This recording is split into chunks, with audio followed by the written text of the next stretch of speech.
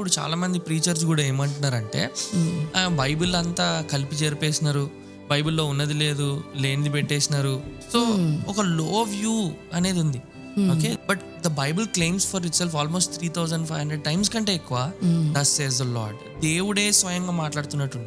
2 Timothy 3:16 says all scripture is inspired by God. వాక్యం అంతా కూడా దైవావేశం వల్ల కలిగింది. సో అక్కడ వాడబడిన మాట ఏంటంటే థియోన్యూస్టస్. థియోస్ అంటే దేవుడు, న్యూమా అంటే ఆత్మ.